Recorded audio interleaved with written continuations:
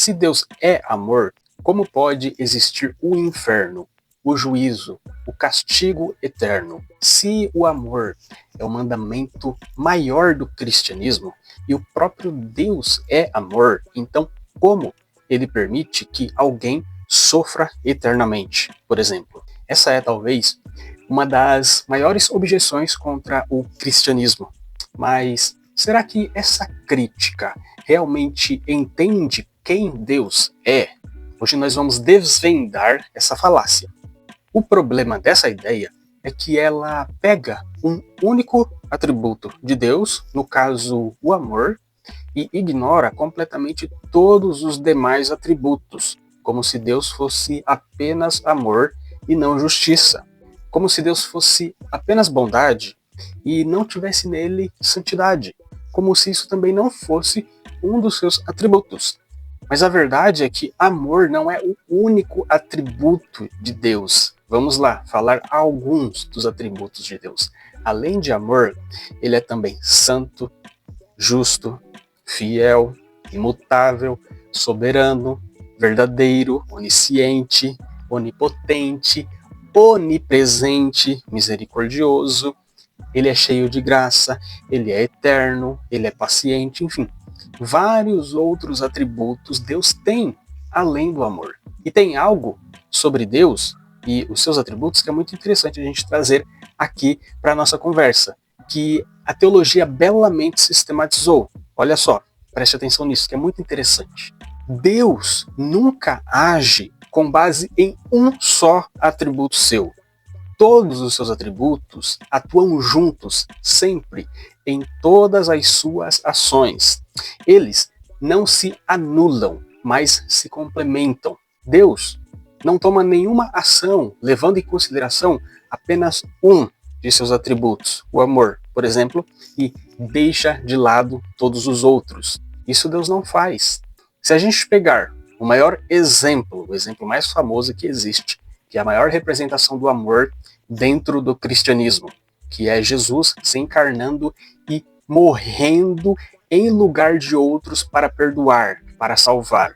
Vamos avaliar, vamos analisar esta obra divina. A cruz não foi Deus esquecendo sua justiça, por exemplo, porque ele ama. Muito pelo contrário.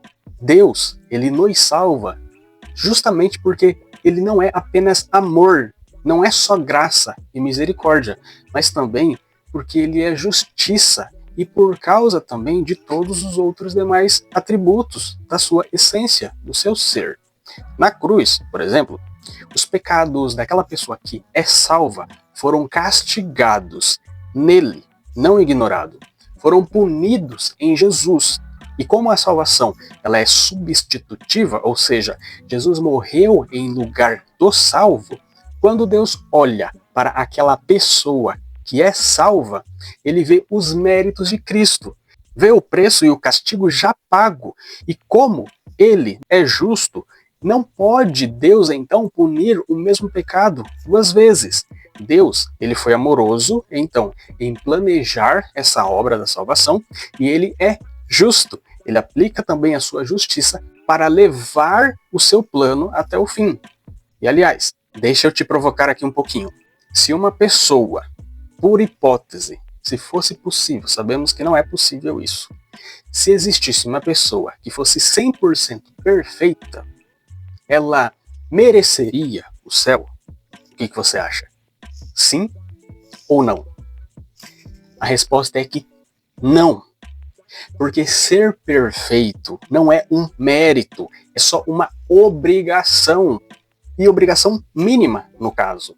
Quem cumpre só a obrigação, ele fica empatado. Ele está no 0-0.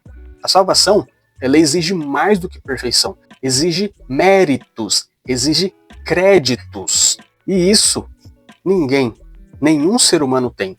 Só Cristo tem. Então, se você pensa, por exemplo, que pessoas perfeitas vão para o céu porque merece, isso aí, à luz do cristianismo, contém duas debilidades. A primeira é acreditar que existe pessoas perfeitas, claro que isso é possível. E a segunda é crer que A perfeição é mérito, é um crédito. Então vamos lá. O que Jesus faz na sua obra?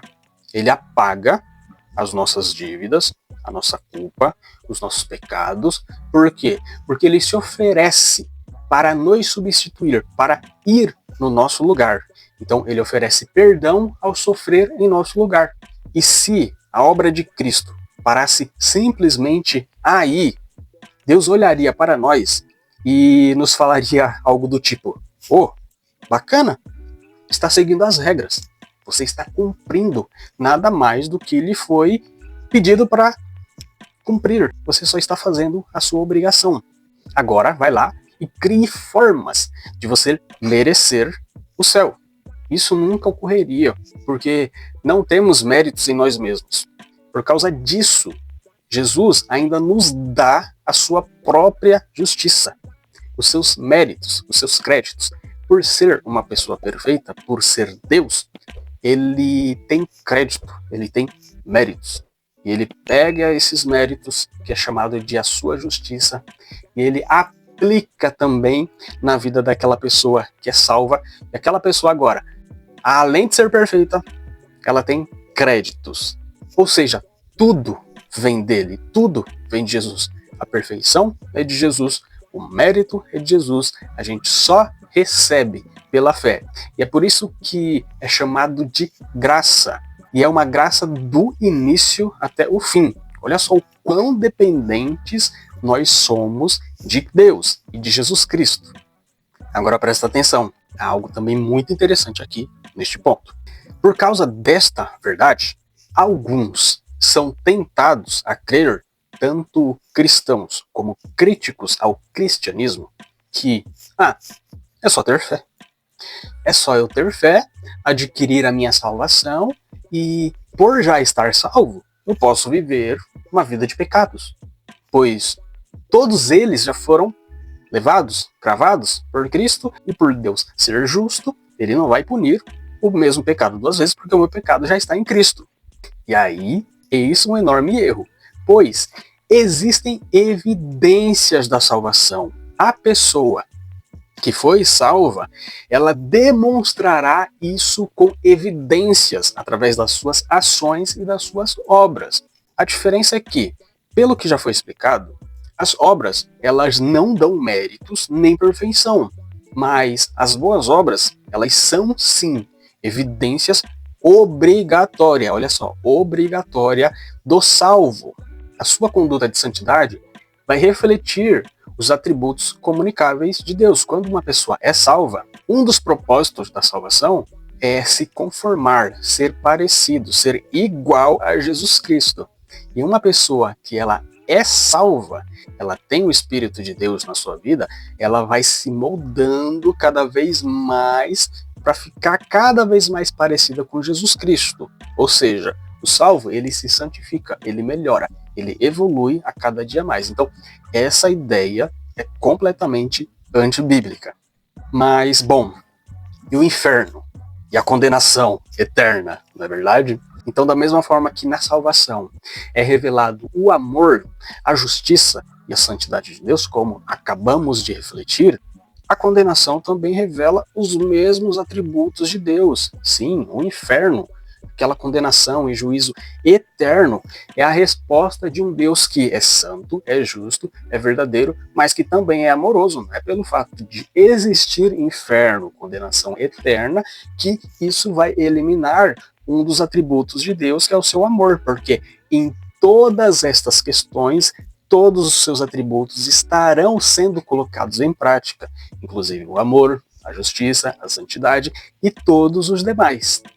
Então Deus, ele é amoroso o bastante para oferecer perdão, mas justo o bastante para não premiar quem rejeita a única salvação, sendo que na salvação ele transmite não só o seu amor, mas também a sua justiça, e quando Deus é justo e condenará as pessoas que o rejeitarem à perdição eterna, isso é uma aplicação da sua justiça, mas também do seu amor.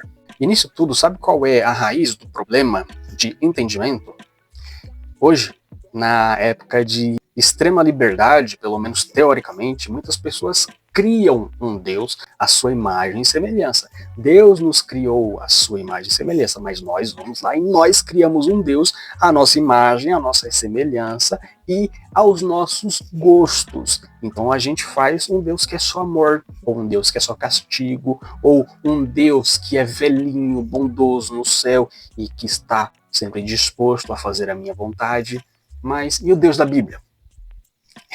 É este que é o verdadeiro. O que a Bíblia diz sobre Deus? O Deus que a Bíblia prega é esse Deus que tem todos os seus atributos e que ele o usa de forma integrada em todas as suas ações. Então agora, da próxima vez que você ouvir, Deus não pode julgar e condenar porque ele é só amor, responda, ele julga justamente porque ele é amor e também ele é justo. Então nos próximos vídeos a gente continua reflexões como esta.